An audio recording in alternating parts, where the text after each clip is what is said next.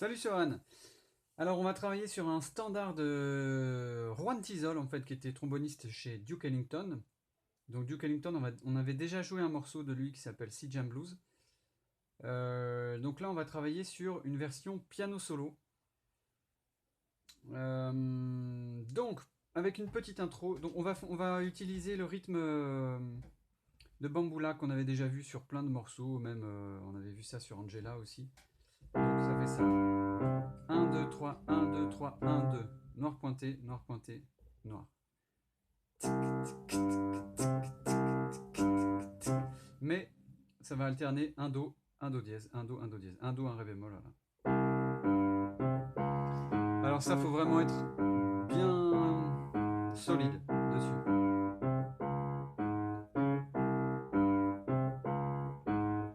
Puis à la fin de la série, on arrivera sur un fa mineur, donc on gardera le même système. Et pour le colorer un petit peu, pour lui donner un petit mouvement dans la main gauche, on tournera autour de la quinte. On ira jusqu'à la sixte et on reviendra.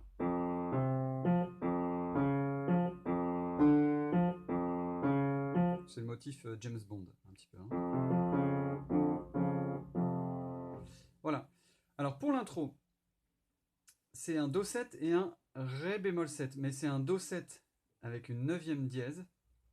Donc 1, 2, 3, 4, 5, 6, 7, 8, 9. Dièse 9.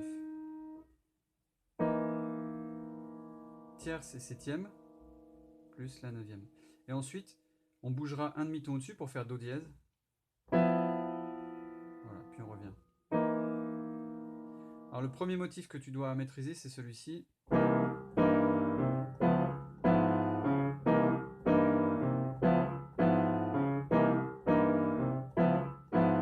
Bon, ça va parce que les mains tombent ensemble.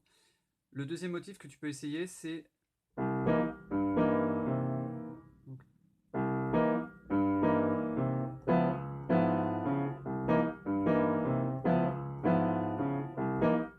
et donc si je mets tout ensemble, une fois l'un, une fois l'autre.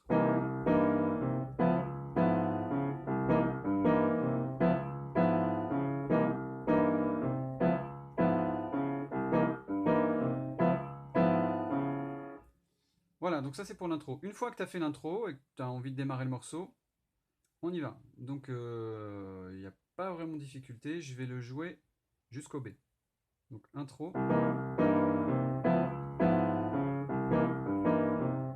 Je commence.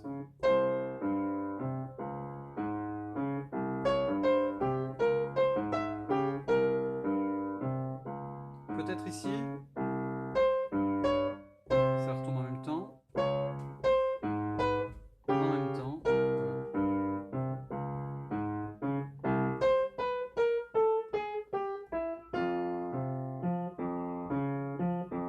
Deuxième tour.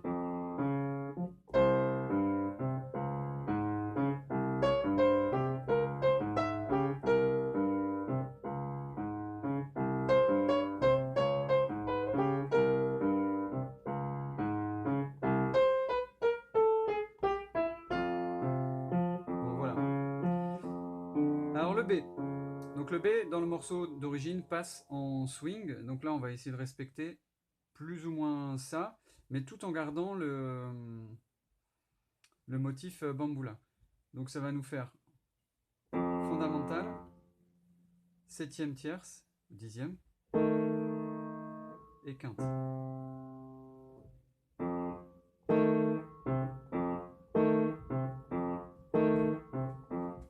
Donc ça, faut vraiment s'entraîner, c'est pas super facile. En fait, je te conseille vraiment d'utiliser le 2 et le pouce, quitte à écarter un peu là, mais cet écart-là te servira vraiment dans plein de morceaux. Et du coup, alors ici, peut-être le 2, mais en tout cas, moi, je mets le 3, je préfère. Parce qu'il est déjà placé, en fait. Pareil sur si bémol. Si bémol, la septième et la dixième. C'est la tierce, en fait. Hein. Puis on rebondit sur la quinte. Pareil sur mi bémol. La septième.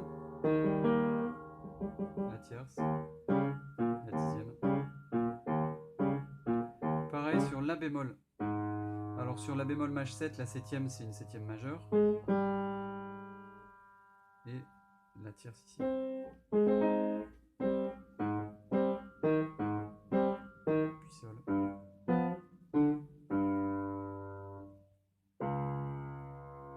Alors je m'aperçois que sur la partition j'ai mis à la fin du B j'ai mis ça et ça. Mais ce sera plus facile de jouer juste le sol et juste le ré bémol. Donc c'est parti pour le B.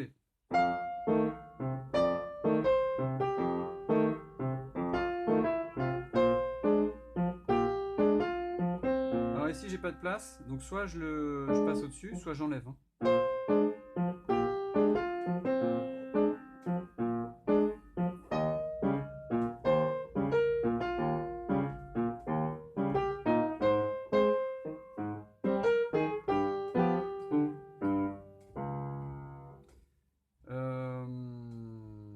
Ensuite le dernier A avec, donc c'est la mélodie qui reprend,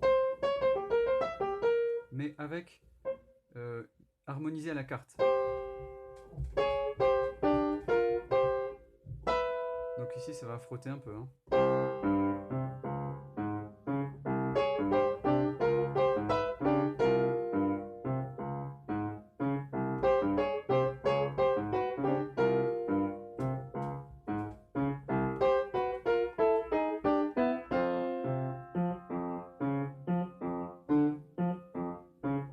Et là on démarre les solos. Alors avant de démarrer les solos, juste pour la coda finale, donc je prends la dernière ligne, je fais le dernier A.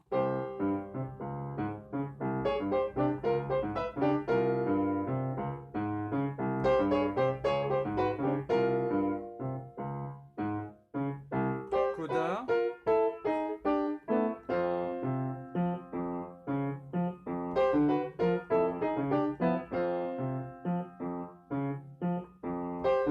On peut ralentir.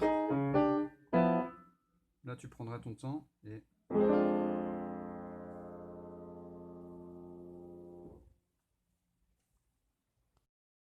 Alors toujours pour le thème au niveau du B, j'ai mis des petits décalages dans la mélodie.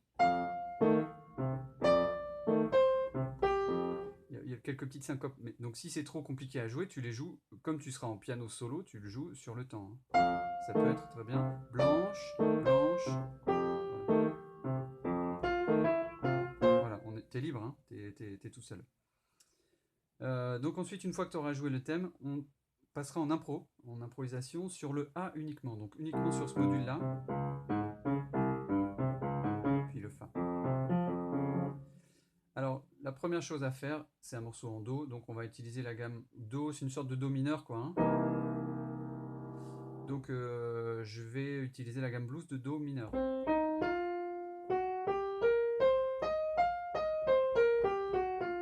Donc, première chose à faire, la réviser. En noir.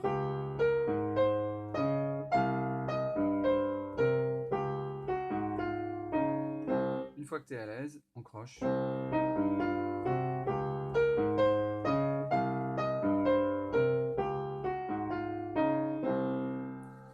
Et puis ensuite, tu improvises avec ça sur tout le A pour voir ce que ça fait.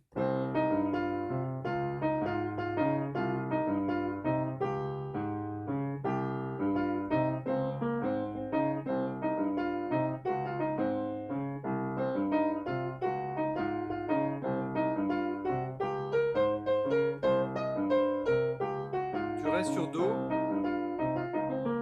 et Ré bémol.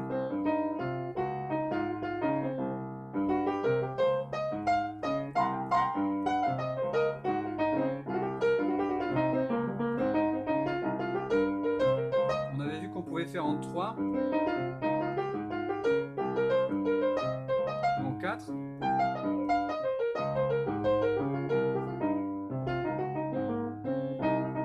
Et quand on a marre, hop, on passe sur le Fa. Et là, soit tu repars pour une petite série d'impro, soit tu passeras au B. Donc voilà, ça c'est une première piste. Ensuite, il y a une deuxième couleur que je te demande de travailler. C'est une couleur vraiment très spécifique au jazz, mais qu'on retrouve aussi en musique classique, chez Messiaen par exemple. C'est les gammes diminuées.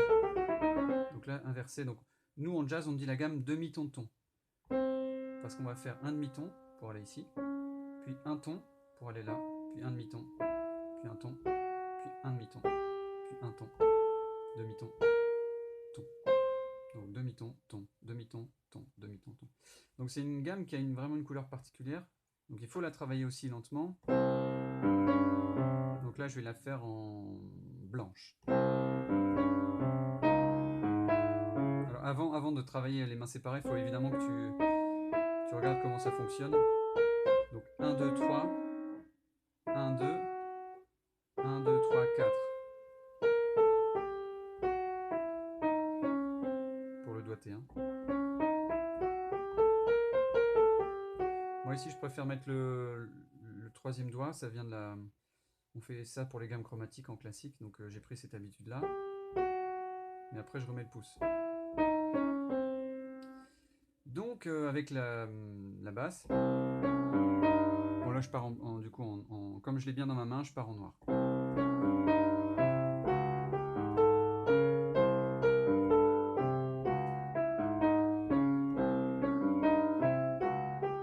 Puis on croche, je respire et je recommence. Et après tu essaies d'improviser avec ça, tu vas voir c'est pas du tout la même couleur. Il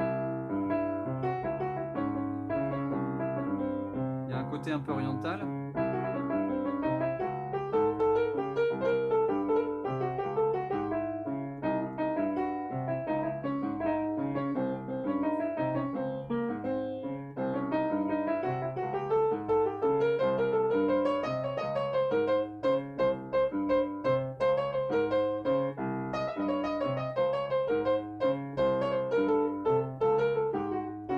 Et quand t'en as marre, tu repasses sur le fa.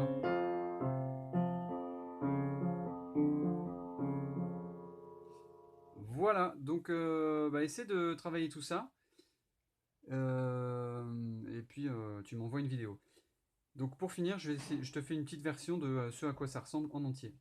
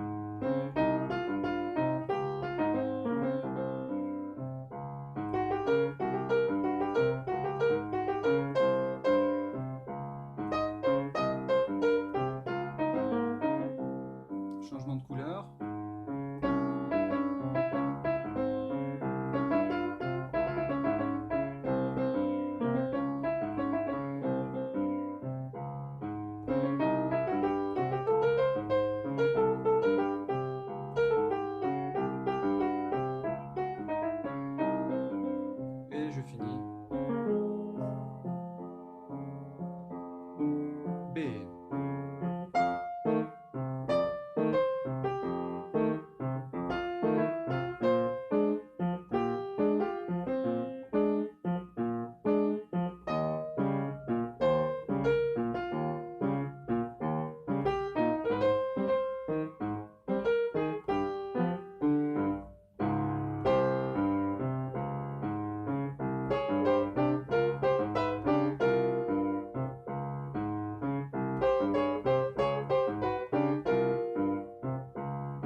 Coda. Là, je me suis trompé, mais c'est pas grave du tout. Dernier.